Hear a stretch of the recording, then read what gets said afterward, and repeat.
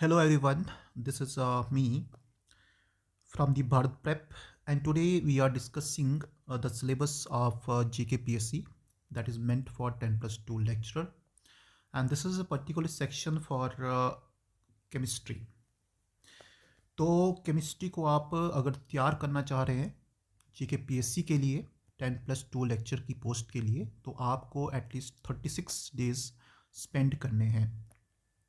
इस कोर्स में जो डेज आप स्पेंड करोगे वो मिनिमम हमारे पास 36 डेज का कोर्स ड्यूरेशन रहेगा। इसमें मेजर चैप्टर हमारे पास क्वांटम है, उसके बाद केमिकल बॉन्डिंग है, रिएक्शन मैकेनिज्म जिसको हम जीओसी कहते हैं, नेमिंग रिएक्शन साथ में हैं, थर्मोडाइनमिक्स है, और हमारे पास रिएक्शन टाइप्स हैं जहाँ पे टाइप्स में सब्स्टिट्यूशन, एडिशन, बहुत सारी टाइप्स दी है। तो ये आपके मेजर यहाँ पे कोर्स है। अब इनका मेजर क्यों है, और ये सिलेबस बहुत पुराना है, तो हो सकता है यहाँ पे कुछ अपडेट्स आ जाएं। तो अपडेट्स जैसे जीकेपीएससी नोटिफाई किया कि हम सिलेबस को दोबारा से सेपरेट करें, तो अपडेट्स हो सकते हैं, कुछ भी एडिशन हो सकता है। बट जो जनरल सिलेबस है, देखो अगर मैं यहाँ पे बात करूँ तो ये आपका तो कंफर्म है कि ये पोर्शन आपका हर बार आता ही आता है, तो इसको आप कंफर्म लेके चल दो। अब बात बनती है हमारे पास यहाँ पे बाकी चीज़ों की। तो अगर बाकी चीज़ों की बात करें यहाँ पे, तो सबसे पहले डिस्कस करते हैं केमिस्ट्री का जो सिलेबस हमारे पास है, उसमें बात करते हैं सबसे पहले फिजिकल केमिस्ट्री की। फिजिकल केमिस्ट्री में जहाँ तक सवाल है हमारे पास, तो you need to know that physical chemistry में हमारे पास चैप्टर है थर्मोडाइनमिक्स, उसके बाद है केमिकल काइनेटिक्स, उसी में एडिशन किया उन्होंने photochemistry, then you have surface chemistry and electrochemistry, उसके बाद है हमारे पास यहाँ पे क्वांटम केमिस्ट्री। लास्ट ईयर 2016 में जो पेपर हुआ था उसमें 11 to 12 क्वेश्चन आए थे किसके, क्वांटम के। और जो पेपर हुआ था इलेक्ट्रोकेमिस्ट्री का, वहाँ पे 2 क्वेश्चन आए थे हमारे पास लिक्विड जंक्शन पोटेंशियल के, एक थ्योरेटिकल बेस था, एक न्यूमेरिकल बेस था। सरफेस केमिस्ट्री में जो टॉपिक थे हमारे पास, they are covering question of 3 to 4 marks, जिसमें बहुत सारे क्वेश्चन पूछे गए थे। जिसे क्वेश्चन पूछा था उन्हें भी कि केमिकल एब्जॉर्प्शन के लिए हीट ऑफ एंथैल्पी क्या होता है। अब ये क्वेश्चन 12th में ही पढ़ा आपने। फिर पूछा था लैंगमेयर एब्जॉर्प्शन का करो कौन सा है, करो आइडेंटिफाई करना था आपने वहाँ पे, ये पूछे थे क्वेश्चन हमारे पास। तो इस तरह से क्वेश्चन आए थे, एटलीस्ट 3 क्वेश्चन आए थे। उसके बाद और भी पूछा था एब्जॉर्प्शन पे। केमिकल काइनेटिक्स में जहाँ तक बात होती, तो यहाँ पे आपका क्वेश्चन जो मोस्ट ऑफ द टाइम आता है वो था, एक क्वेश्चन था कोलिजन थ्योरी पे आया था 2016 के क्वेश्चन में। उसके बाद यहाँ पे आया था फोटोकेमिकल रिएक्शन पे आया था 2009 और 16 के पेपर में। तो यहाँ से भी क्वेश्चन आने के चांसेस ज़्यादा हैं। और इसमें भी 2016 की बात करें यहाँ पे, तो 2016 में आपके क्वेश्चन 2 से 3 क्वेश्चन आए थे यहाँ से भी। उसके बाद री आस्पेक्ट आपका thermodynamics, as you know is very important. तो last year the question is carried from the Henry law, एक इसके ऊपर क्वेश्चन था। Then question is carried from this fugacity, fugacity के ऊपर क्वेश्चन था एक, ठीक है। उसके बाद एक क्वेश्चन था एक्टिविटी पे। तो ये कुछ क्वेश्चन थे हमारे पास यहाँ से। तो यहाँ से भी एटलीस्ट हमारे पास 5 to 6 over the range question बने थे हमारे पास थर्मोडाइनमिक्स में। अब सवाल उठता है कि थर्मोडाइनमिक्स को पढ़ें कहाँ से। देखो थर्मोडाइनमिक्स को पढ़ने के लिए आपको एमएससी की बुक पढ़नी चाहिए, you need to read MSc book. और इसको आप पढ़ने के लिए आप एटलीस्ट 3 डेज कंज्यूम कर, जिसमें आपने पार्शियल मोड प्रॉपर्टीज़ पहले पढ़नी है। फिर उसके बाद पार्शियल मोड प्रॉपर्टीज़ के बाद आपका नेक्स्ट टॉपिक आएगा गिब्स ड्यूम इक्वेशन। और जो इक्वेशन आप यूज़ करोगे यहाँ पे वो आपकी सिंपल इक्वेशन होगी, जहाँ से आपके क्वेश्चन बन सकते हैं। फ्यूगसिटी का कंसेप्ट है, रोल्स लॉ का कंसेप्ट है, ये वही बेसिक कॉन्सेप्ट जो हमने 12th में पढ़ा हुआ है। हेनरी लॉ का कॉन्सेप्ट है, वही 12th का कॉन्सेप्ट है, और यहाँ पे कॉन्सेप्ट एक्टिविटी का ये क्वेश्चन बनते हैं आपके। तो आप होली सोल इसको 3 डेज में कर सकते हो। पहले दिन आप पार्शियल मोलर प्रॉपर्टी कर दो, फिर आप गिब्स ड्यूम इक्वेशन कर दो, उसके साथ फिगोसिटी कर दो। नेक्स्ट आप फिर यहाँ पे डुआन मार्गोलस इक्वेशन कर दो। हेनरी लॉ तो पता है आपको, थोड़ा बहुत उसको रिवाइज को 3 डेज में आप होली सोली बनता है। उसके बाद केमिकल काइनेटिक्स की बात करें तो केमिकल काइनेटिक्स में आपको और फोटोकेमिस्ट्री में, तो यहाँ पे मैं आपको बता दूं तो देखो कुछ टॉपिक है जैसे फ्लैश फोटोलिसिस है, तो इसको छोड़ के जो बाकी सारा सिलेबस है वो कहाँ पे मिलेगा आपको, बीएससी में मिलेगा आपको। तो बीएससी की बुक पकड़िए फिजिकल केमिस्ट्री की, वहाँ से कर सकते हो आप। सरफेस केमिस्ट्री में आपको मैं सुजेशन करता हूँ कि इसके लिए आप 10+2 की बुक पढ़ें, 10+2 की बुक पढ़ें, प्लस आपको सिर्फ एक करना है बेट थ्योरी जो आपको मिलेगी एमएससी में। तो एमएससी से सिर्फ बेट थ्योरी कीजिए, बाकी आप 10+2 से कर सकते हो।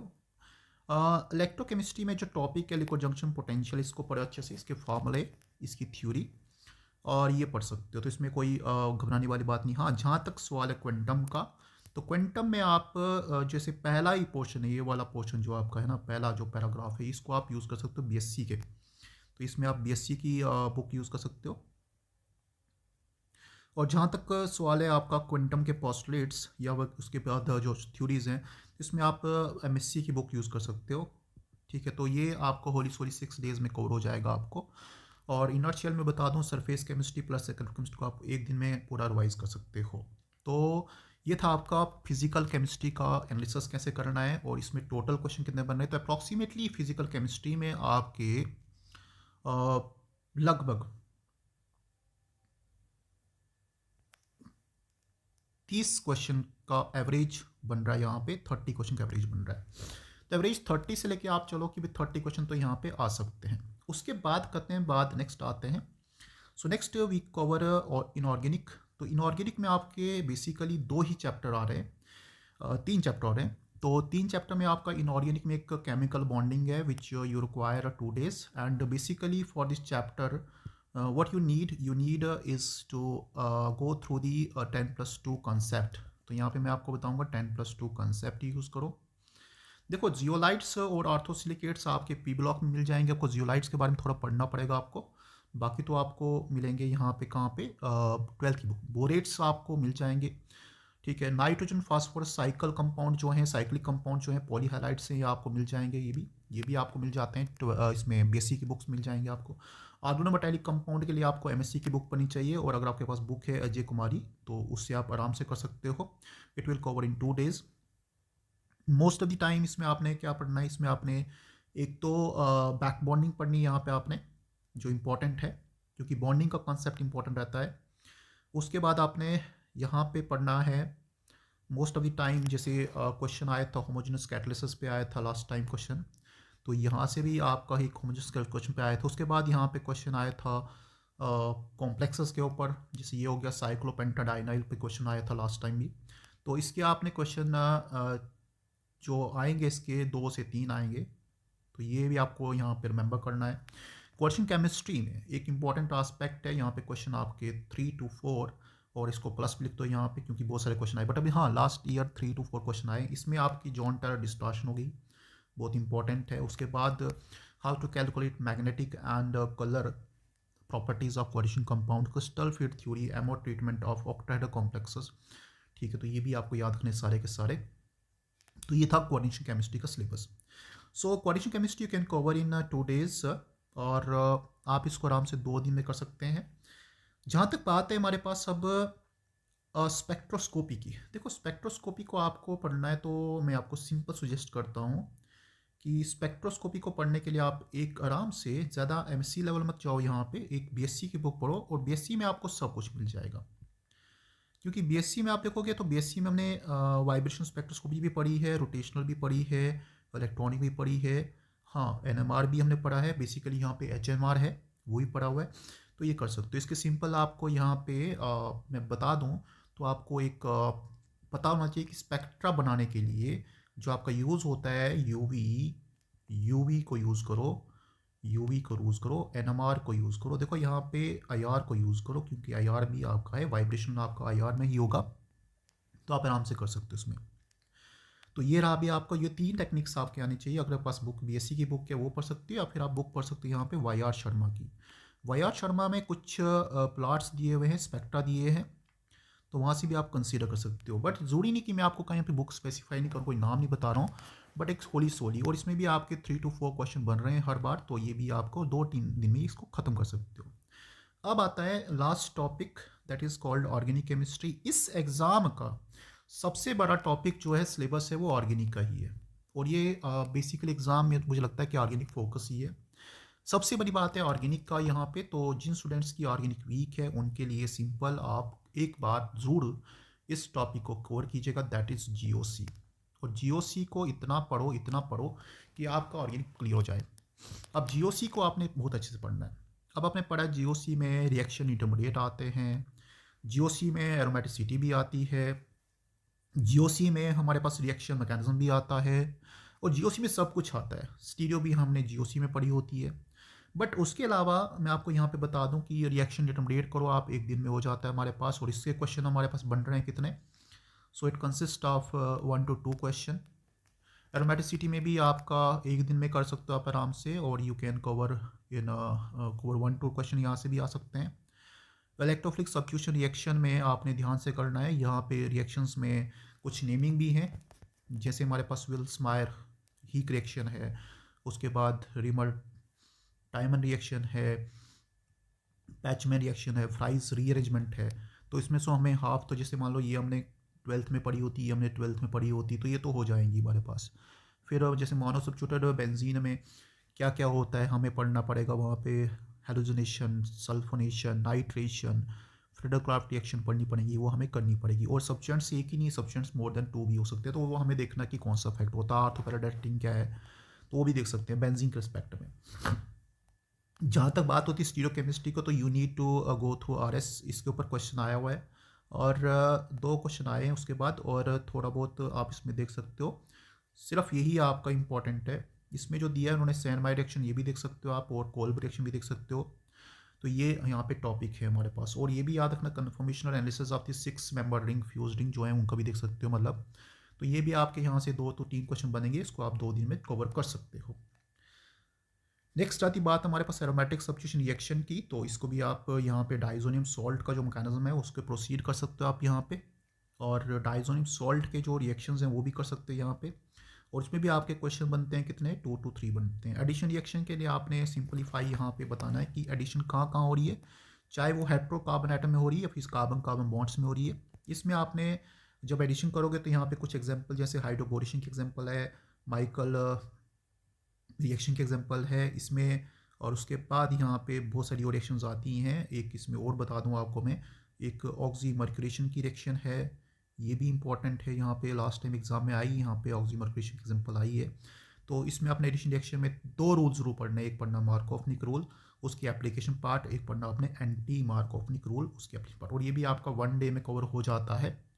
नेक्स्ट आ रहे हैं यहाँ पे addition in hetero carbon compounds और मल्टीपल बॉन्ड्स पे। इसमें आपने देखना है, देखो यहाँ पे टॉलरेंस रिएक्शंस हो रही हैं, और ये कहाँ हो रही है मैं बता दूँ आपको, कार्बन मल्टीपल बॉन्ड्स में भी होती हैं।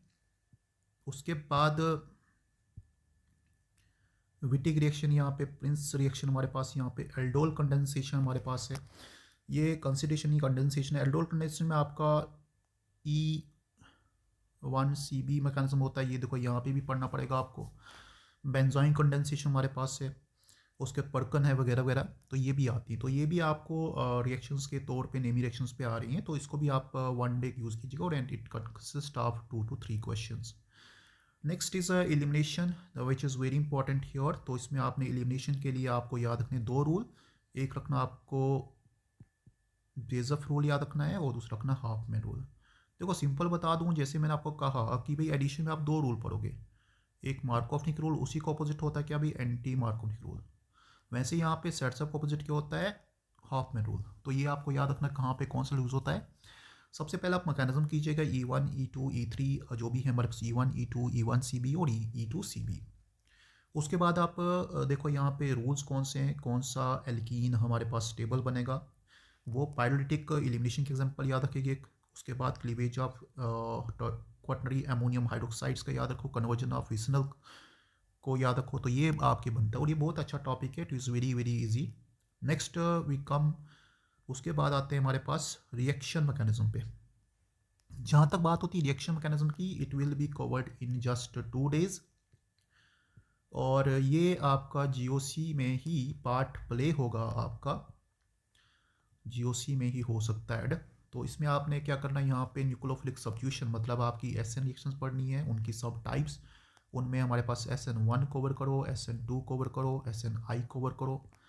देन हमारे पास यहाँ पे neighbouring group participation NGP cover कर सकते हो आप। फिर आपको यहाँ पे नेबरिंग ग्रुप पार्टिसिपेशन कुछ सबस्ट्रेट दिए, जैसे हमारे पास एलिलिक सबस्ट्रेट है, विनाइलिक सबस्ट्रेट है, बेंजाइलिक सबस्ट्रेट, इनमें ऐड कर सकते हो। फिर आपको यहाँ पे मैकेनिज्म दिखाना, आपको इलेक्ट्रोफिलिक सब्स्टिट्यूशन का के बाद एलिमिनेशन का भी शो करना है। तो ये हो गया भी हमारे पास, तो ये भी एक इंपॉर्टेंट पार्ट है यहाँ पे भी रिएक्शन का ही। और effect of substrate, effect of substrate क्या रहता है, और यहाँ पे बेसिकली जब आप SN1 SN2 पढ़ रहे हो तो इसका रेफरेंस E1 से E2 से कंपेयर एंड कंट्रास्ट भी करना, इनसे भी कंट्रास्ट करना। Lastly we talk about the mechanism of the molecular rearrangement. तो इसमें आपको फ्रेडिकल टाइप के रिएक्शंस, न्यूक्लियोफिलिक टाइप के रिएक्शंस, इलेक्ट्रोफिलिक टाइप्स के रिएक्शंस का रीअरेंजमेंट करना है। और ये काफ़ी चैप्टर बड़ा है, तो मतलब इसमें तो काफ़ी हमने पढ़ा, बट चलो फिर भी यहाँ पे हम बात करेंगे इसको। 2 दिन में आप इसको फिनिश कीजिएगा, कुछ एग्जाम्पल के साथ इसको लिख के और अपने नोट्स बनाइएगा। और 1 to 2 क्वेश्चन इससे आते हैं। Last topic is mechanism of the following reactions. तो रिएक्शन से कुछ यहाँ पे वैगनर रिएक्शन है, पिनाकोल है, डैमजनॉव है, बेंजीलिक एसिड है, वोल्फ हॉफमैन रिएक्शन है, कॉर्टस है, शिमेंड है, बेरविल्गर ऑक्सीडेशन है, विटिग है, वगैरह वगैरह, ये सारी है। अब इन रिएक्शन का आपने मैकेनिज्म करना, तो it will be covering in 2 days, और कोशिश करो कि आपने प्रिसाइज नोट्स बना दो। तो अब मैं आपको सजेस्ट करूँगा, इसको 36 days की जो स्ट्रेटजी हमने बनाई यहाँ पे प्लान आउट की है, उसको आप एग्जीक्यूट करो। देखो एग्जीक्यूशन नहीं करोगे तो there are no chances that you will qualify. Exam में कम सीटें हैं, कम 60 हैं, 51 जो सीट्स हैं हमारे पास। और मैं आपको बता दूं, होली सोली तो कैंडिडेट्स बहुत हैं, candidates are in we can say surplus 50,000 से भी ऊपर होगा, 50,000 से भी ऊपर होगा जो कैंडिडेट है। और इसमें सीरियस कैंडिडेट हमारे पास आपको मिलेगा एटलीस्ट, मैं आपको बता दूं 20,000 तो सीरियस कैंडिडेट है, और इसमें क्वालिफाइड भी बहुत हैं। तो आपका कंपटीशन 51 के लिए बहुत प्रिसाइज रहेगा। तो आप कोशिश करो अपने सिलेबस को, सबसे पहले आप स्ट्रेटजी में अपने नोट्स बनाओ, ठीक है। आप यूज़ करो MSc की बुक्स यूज़ करो, आप यूज़ करो BSc की बुक्स यूज़ करो। हाँ 10+2 की बुक यहाँ पे मैंडेटरी नहीं है, हाँ बट उसके लिए आप अगर GOC पढ़ रहे हो तो GOC अगर आप पढ़ रहे हो, ऑर्गेनिक पढ़ रहे हो, तो उसके लिए आप 10+2 की बुक यूज़ कर सकते हो सबसे पहले, ठीक है। तो ये यूज़ कर सकते हो। तो एटलीस्ट मैं आपको ये सजेस्ट करता हूँ कि आप ये ब्रॉडली जो टॉपिक है, जैसे क्वांटम हो गया, आपका थर्मोडाइनमिक्स हो गया, केमिकल रिएक्शन हो गया, GOC हो गया, टाइप्स ऑफ रिएक्शंस के ऊपर फोकस कर सकते हो, और आप नेमिंग रिएक्शन के ऊपर फोकस कर, नेमिंग रिएक्शन बहुत सारी हमारे पास यहाँ पे हैं। सो होली सोली सिलेबस को कवर करने के लिए मुझे अगर बताना आपको, तो ये आपको 36 days में कवर हो सकता है। नेक्स्ट टाइम हम डिस्कस करेंगे इसमें सीरीज़ में क्वेश्चंस कैसे आते हैं, क्या क्या क्वेश्चन हमारे पास आस्पेक्ट क्या है। And that's all for today's. I wish you all the best for exam and keep preparing, and hope so that syllabus will remain same. और अगर सिलेबस में कुछ अपडेट हो रहा है तो आप इसको पढ़ो, कोई दिक्कत नहीं है। वैसे भी आपकी स्पेक्ट्रो भी यहाँ पे आएगी, स्पेक्ट्रोस्कोपी भी पढ़ सकते हो। तो एक टर्म से ये आप करो और ब्रॉडली सिलेबस कवर कर सकते हो आप। That's all for today, and thank you for being here and trusting me. Your level of that is making me here to visit is very very good. I again thank you for for joining the Bharat Prep, and keep joining, keep sharing, keep on guiding me to what to upload, and I will definitely do that. Thank you so much once again. That's all for today.